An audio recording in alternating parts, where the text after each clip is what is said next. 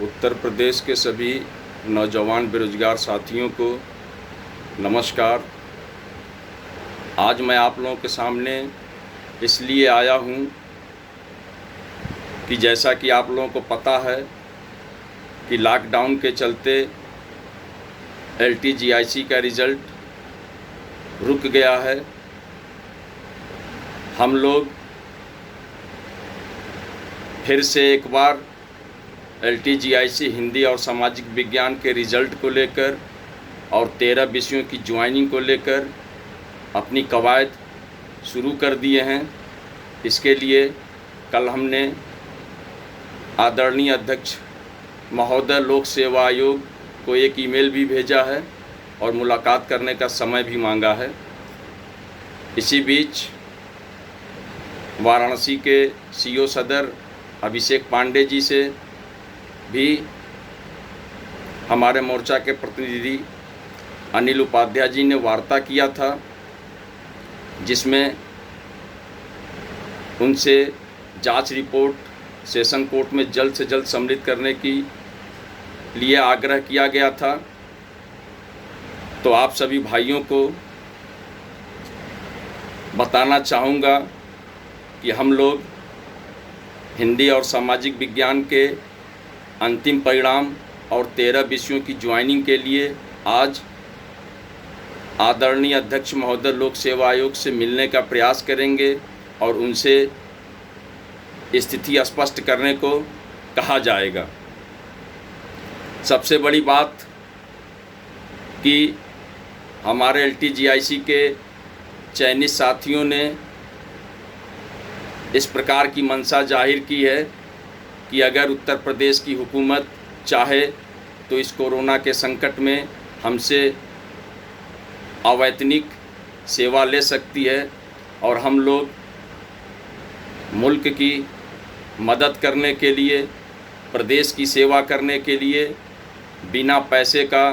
पढ़ाने को तैयार हैं। इसके लिए चाहे तो उत्तर प्रदेश की हुकूमत ऑनलाइन या ऑफलाइन हमसे पढ़ा सकती है और इसके लिए हम लोग किसी प्रकार का शुल्क नहीं लेंगे। यह एक प्रकार से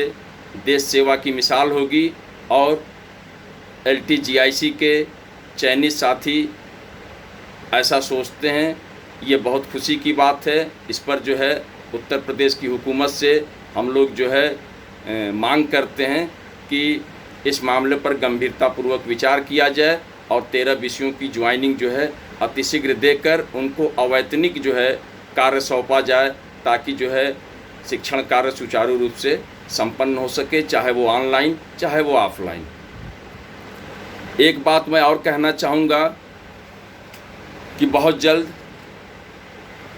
आदरणीय अध्यक्ष महोदय माध्यमिक शिक्षा सेवा चयन बोर्ड से भी मुलाकात की जाएगी और उनसे जो अब तक वर्तमान में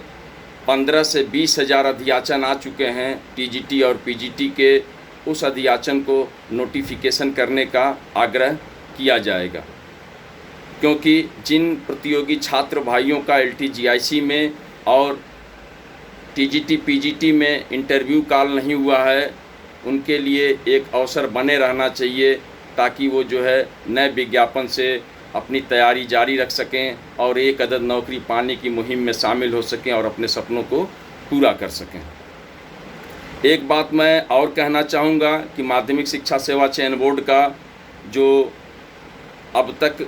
घोषित परिणाम हैं, जिनके रिजल्ट आ चुके हैं, उनके लिए अध्यक्ष महोदय से आग्रह किया जाएगा कि उनका विद्यालय आवंटन कर उनके पैनल को भेजा जाए, ताकि जो है वो बेरोजगार जो है अपने अपने विद्यालयों में पहुंच सकें और उनको नौकरी कंप्लीट रूप से मिल सके। जहां तक मुझे एक जानकारी मिली है कि माध्यमिक शिक्षा सेवा चयन बोर्ड से जारी परिणाम में कुछ विषयों में ऐसी शिकायत आई है कि जिनमें M.Ed के या M.Ped के नंबर, भारांक वगैरह अनियमिततापूर्ण तरीके से दिए गए हैं, जिससे जो योग्य व्यक्ति है उसका चयन रुक गया है और किसी दूसरे व्यक्ति का, जो कि वो भारांक उसको नहीं मिलना चाहिए, उस भारांक के कारण उसका चयन हो गया है, तो ऐसी बातों को जो है अध्यक्ष महोदय के सामने रखा जाएगा कि आप जो है रिज़ल्ट को रिवाइज़ करिए और ऐसे जितने मामले हों जिनको गलत तरीके से भारांक दिया गया है, उन भारांक की जो है का सत्यापन कराइए और सत्यापन करा के जो है नए तरीके से रिज़ल्ट जारी करके और योग्य अभ्यर्थियों का चयन करके जो है उनको एक नौकरी देने की कोशिश की जाए। और एक बात मैं कहूँगा आखिर में कि कोरोना संकट में, जैसा कि आप लोगों को पता था कि अंग्रेजी और विज्ञान का साक्षात्कार चल रहा था, लेकिन इस भयंकर महामारी के कारण जो है इस साक्षात्कार को रोकना पड़ा और लगभग जो है इन दोनों विषयों में अभी भी आधे अभ्यर्थियों के ही साक्षात्कार हो पाए हैं, आधे के बचे हुए हैं। और संस्कृत, कला, हिंदी और सामाजिक विज्ञान का